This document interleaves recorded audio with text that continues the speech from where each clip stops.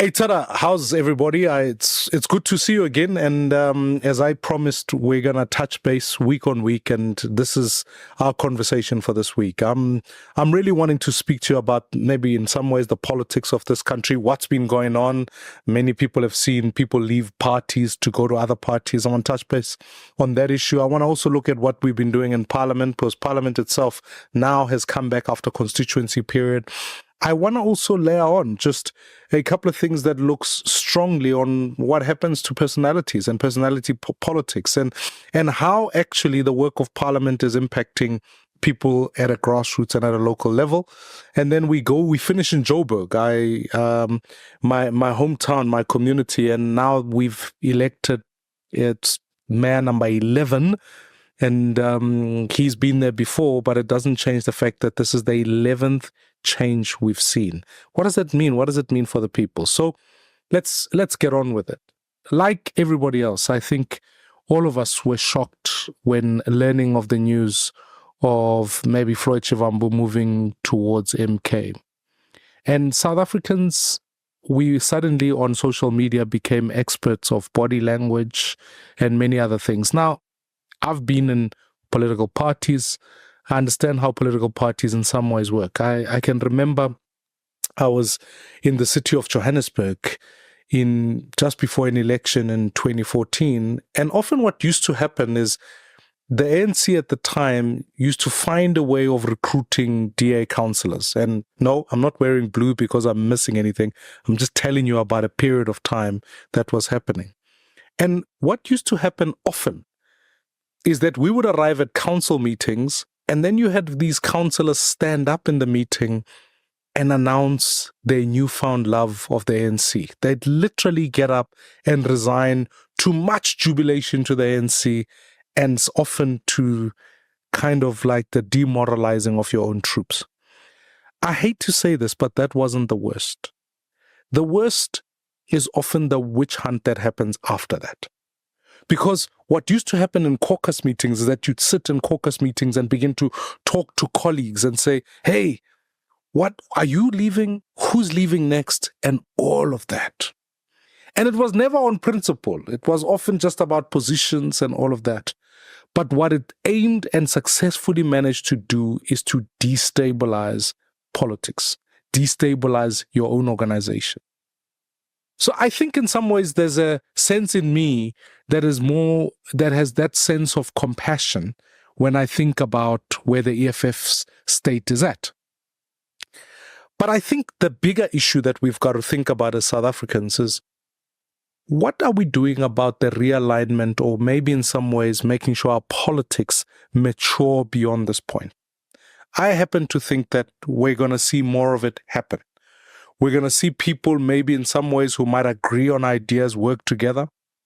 We're going to see the dynamics in the next number of years of parties merging, some parties breaking up, new leaders joining other parties, etc., etc. And the thing that maybe in this moment we need to prep ourselves for as citizens is just a few things. The first thing is, this is all a natural part of moving away from liberation politics. Our liberation was led by leaders, and people used to say, I'm following this one and all of that, we oppose this. And so it is marinated and seized with racial politics and polarization of that sense. What I think we need to do is enter into shared ideas and what are the interests that we want to see in the country. So parties that agree on the constitution, agree on how the economy must work, what does it mean to be an ethical leader or not, need to begin to work together. And I think that's going to start to happen more and more. I think what we've got to rebuild in this country is what informs the centrist caucus. Those South Africans who say, we live in a multiracial society. We want to see a South Africa where races work together, the defense of the constitution, the idea of saying, how do we have a mixed market economy? How do we defend and make sure that government is closest to the people and it works for the people? How do we give a future upon which all citizens can feel comfortable that they can serve in? That's what we've got to answer the question. And for that to happen, the old must die and the new must come. The reality of it is that many of the leaders we're debating and we're seeing, their time will come and will go. We're going to see more of them in some ways. Naturally, no one can live forever. I mean, and I don't wish ill on anyone. I'm just merely saying that no organization, no all of that lives in eternity. So as naturally, you enter a new generation, as a new generational mission. How is that generation going to coalesce? Surely that generation of leaders, our generation of leaders, can't be answering questions of our parents' future or pontificating on a better yesterday. We need to be coalescing on a different tomorrow. Those leaders, I bump into them in parliament. They are in their 40s, 50s. They are coming together to answer questions about, listen, guys, we've got to solve for the problems of our generation and future generations. We're confronting issues of unemployment, confronting issues of climate change, confronting issues of how democracy itself is working. These are real and genuine questions about the future. They mature us away from where we maybe have been. And so, to me, this moment, speaks to, at some level, there's a realignment on the left as those political parties are trying to figure out what they're going to do. They may configure themselves as this progressive caucus. Their politics, in some ways, on the right, as you think about what the ANC and GNU and all of that is happening. What must emerge is whether the center will hold and produce a new set of reconfiguration.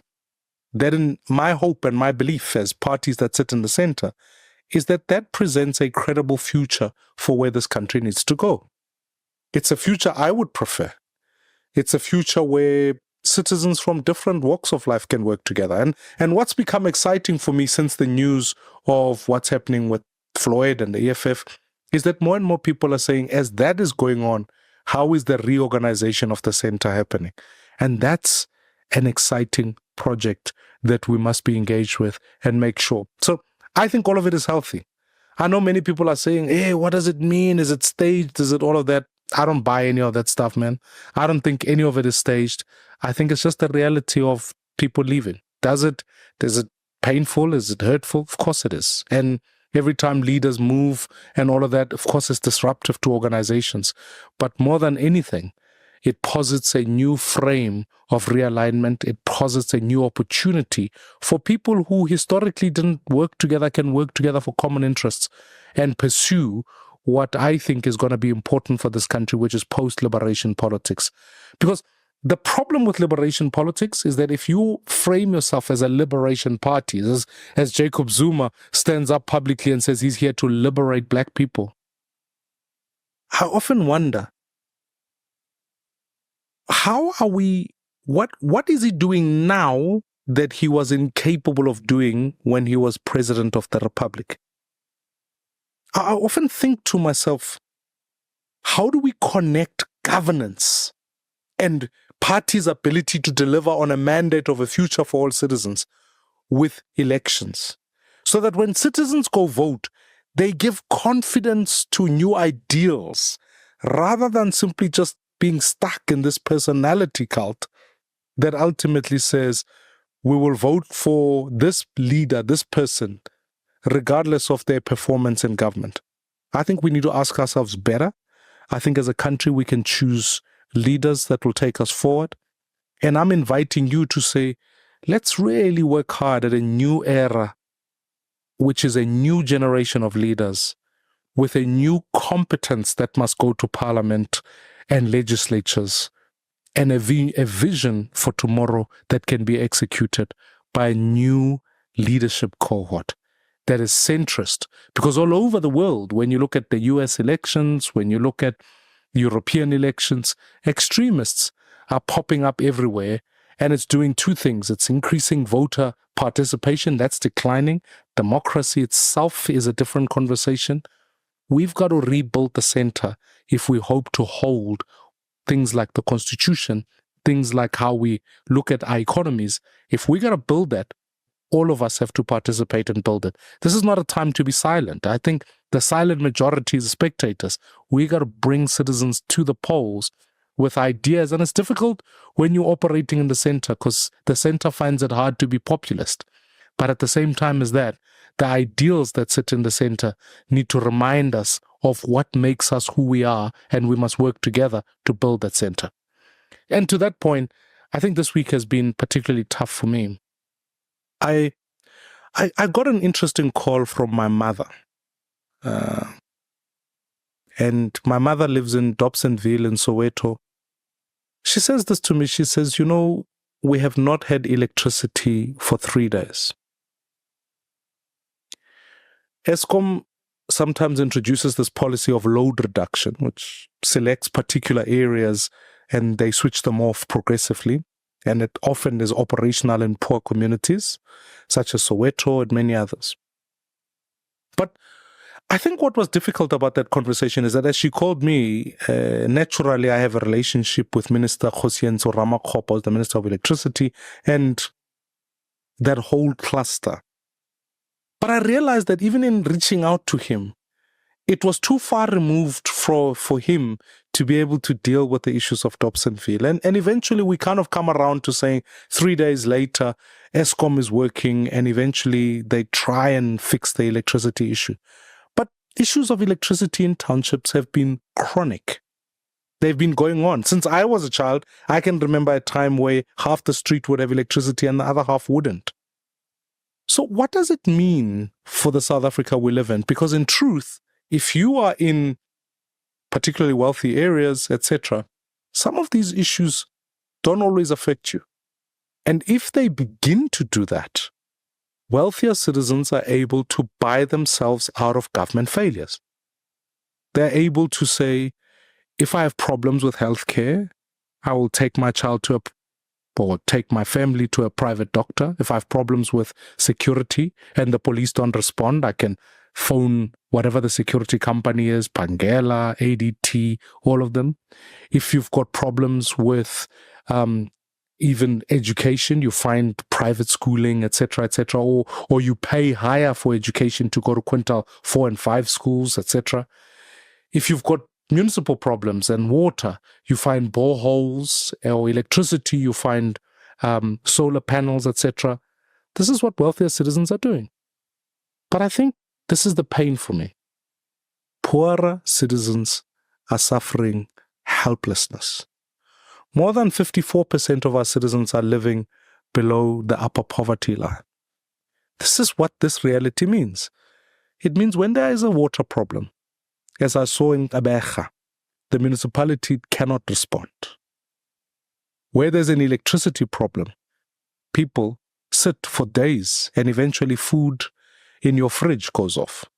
Where there are security problems, already now the Minister of Police has delayed in releasing crime stats. And the police often cannot even protect people. That's why people end up having to pay protection fees. And by another racketeering gangs who come and literally mess around in our communities by asking businesses, garages, service stations, all of those to pay protection fees. In what universe is that? And they equally so, if you've got problems with healthcare, you sometimes go to a clinic and the doctors are not there. So to me, this is the divisions of multiple South Africas.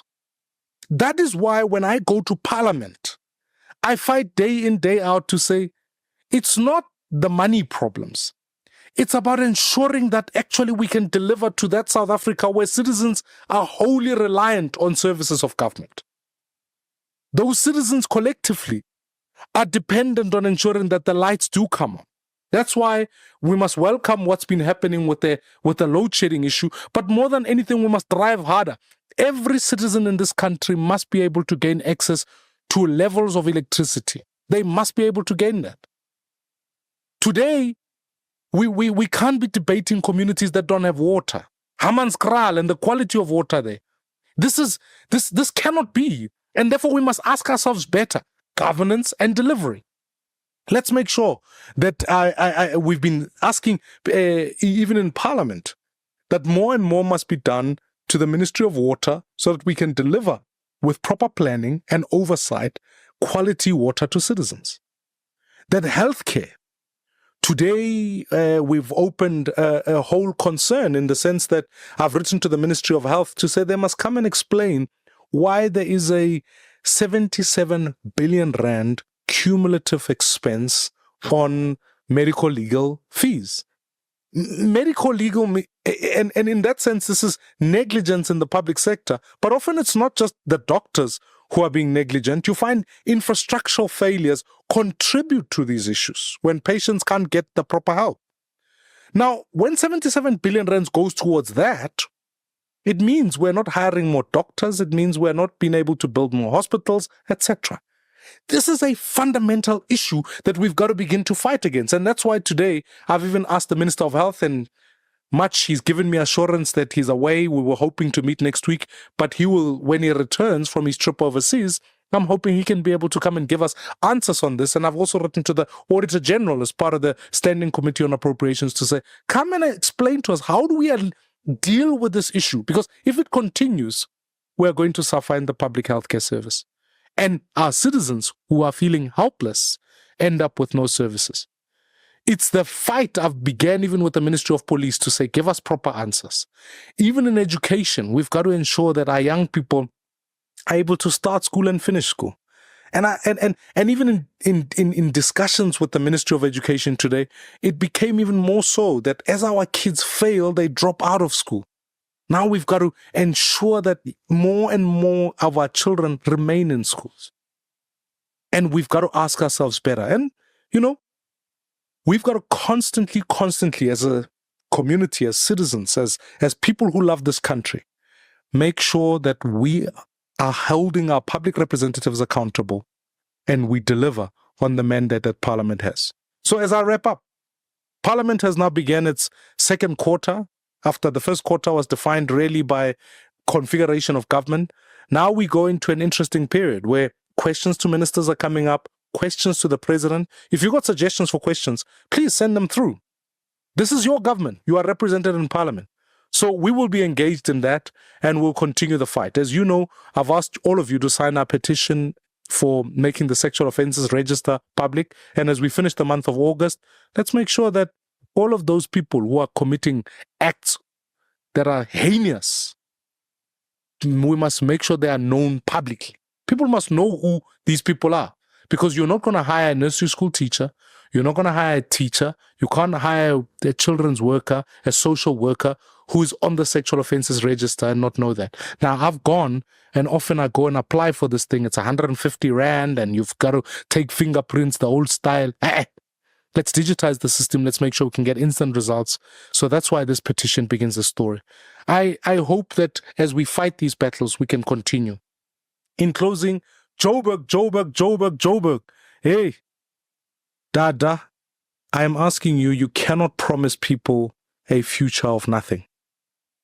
Please, let's make sure this new administration, whatever the configuration is, deliver, make sure we fix potholes, we keep the lights on in Joburg, we keep the roads safe, and let's build a city that can work for people. And so this new coalition, may it last, but ultimately may it deliver.